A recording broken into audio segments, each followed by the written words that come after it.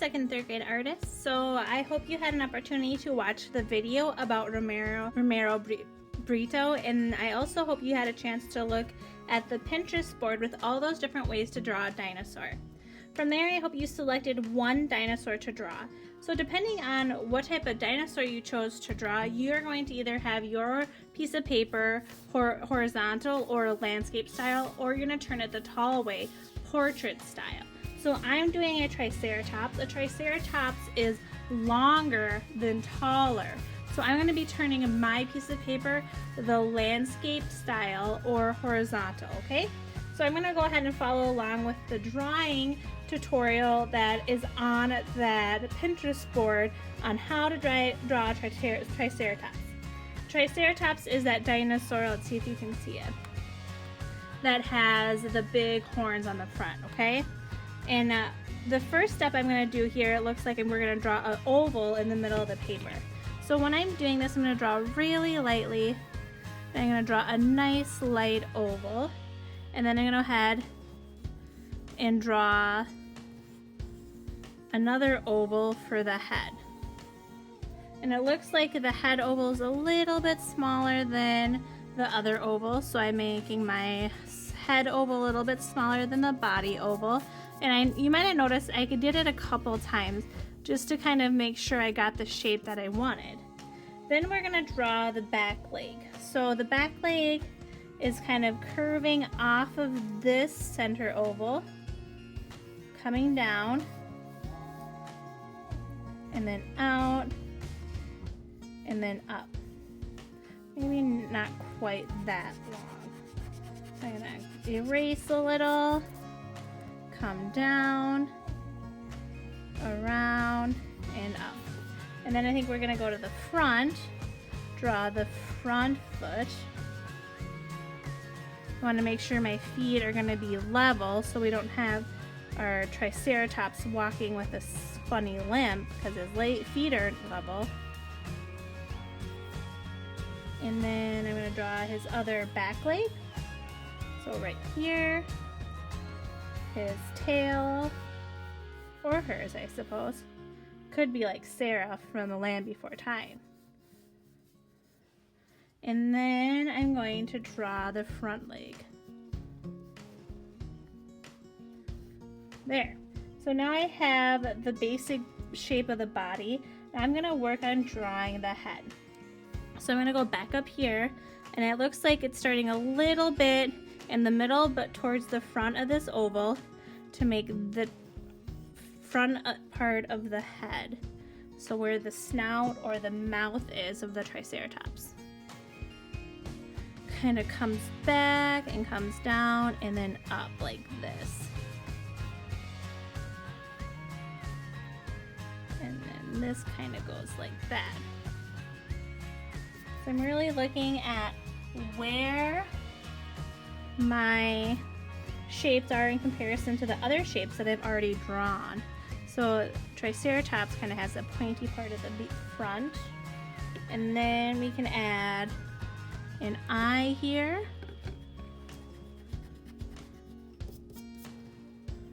Let's see. Toot. And a little nose.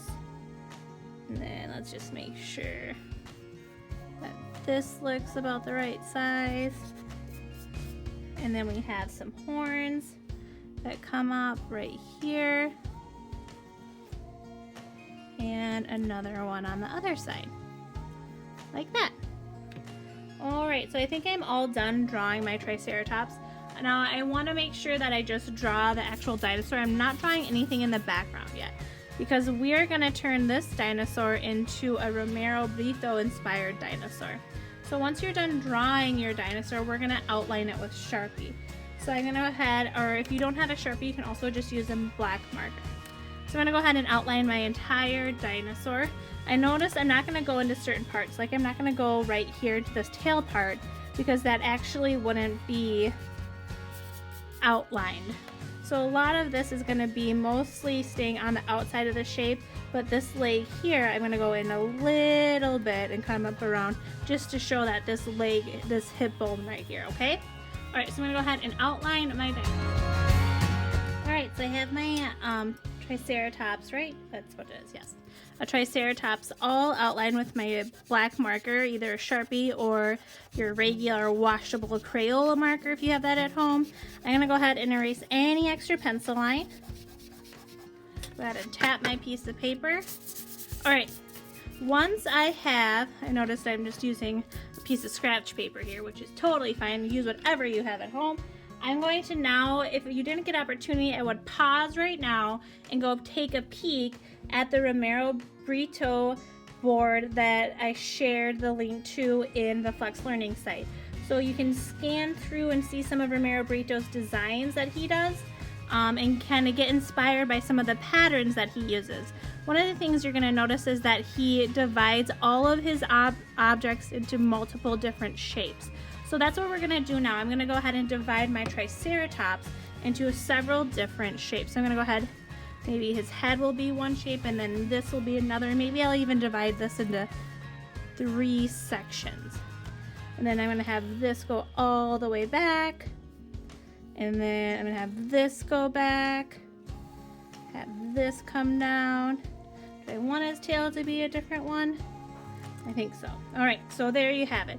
I've divided into several different sections, and now I'm going to go ahead and add, choose maybe 3 different patterns to plug in to my dinosaur. So if we look at this teddy bear here, you can see there's some polka dots, there's stripes, there's some different cool designs, some like confetti looking things. So you can scroll through that Pinterest board and kind of get inspired by some of his patterns he uses, but feel free to come up with your own too. I like that little checkerboard one. Maybe I'll use that one.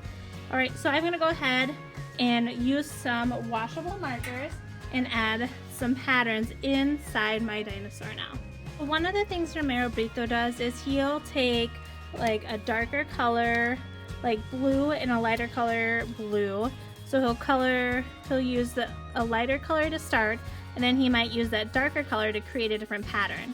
So instead of doing more work for you, what I would recommend is coloring it all in one color, nice and carefully going in one direction, and then again using my darker marker to add my pattern that I want to add. So for this one, I want to add kind of a flower design.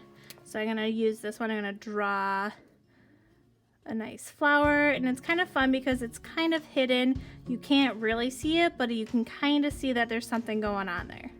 So then I'm going to go ahead and choose to do this pattern somewhere else on my dinosaur.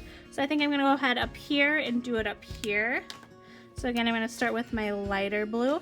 So I'm always repeating that pattern somewhere else on my dinosaur to create some unity within my dinosaur. Instead of just having one here, completely different patterns all the way across, that's going to make our dinosaur look a little bit too busy, and he won't even look like a dinosaur maybe by then.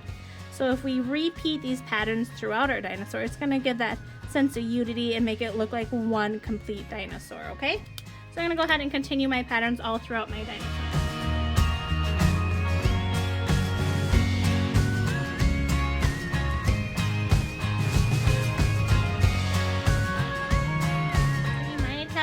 Finished your dinosaur now, and it's looking pretty good, so you might be really happy with just what it looks like right now.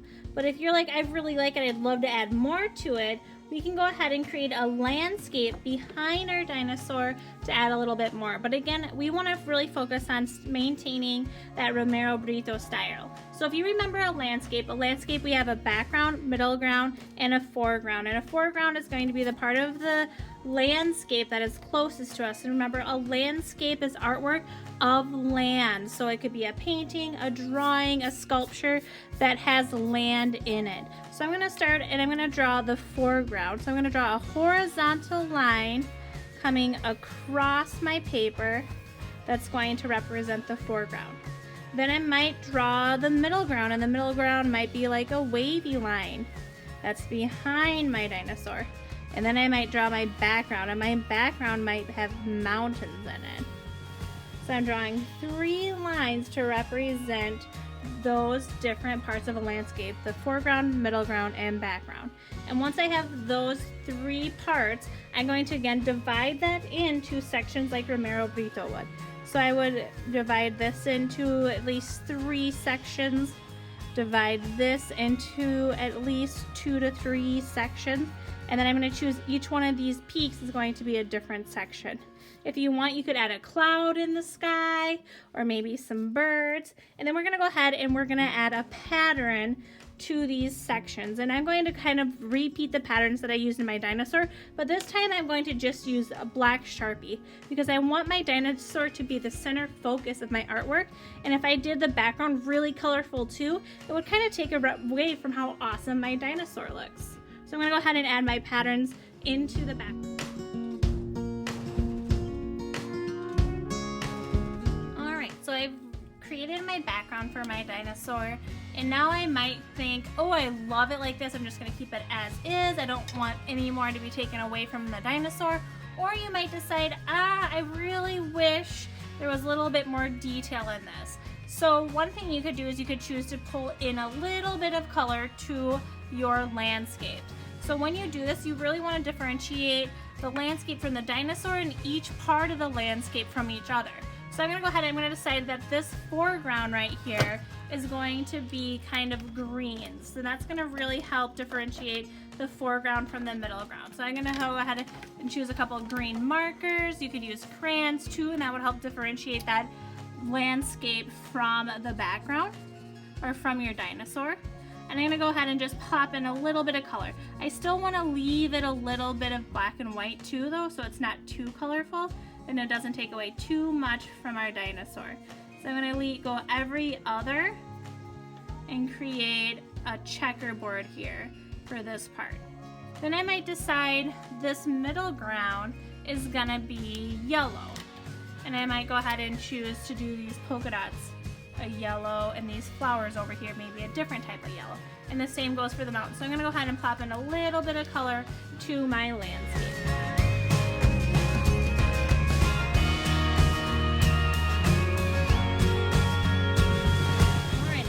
Done. I think I am happy with the amount I have going on in the background. I don't think it takes too much away from my fabulous dinosaur, but it doesn't look like he's just floating in the middle of nowhere now. You can really see the Romero Britto inspiredness of it, the breaking down of the objects and the repeating of patterns all throughout the artwork to really create that sense of unity. I can't wait to see what you guys come up with. Please make sure you try to share it if you can at all possible, and I hope you have fun. Have a great week.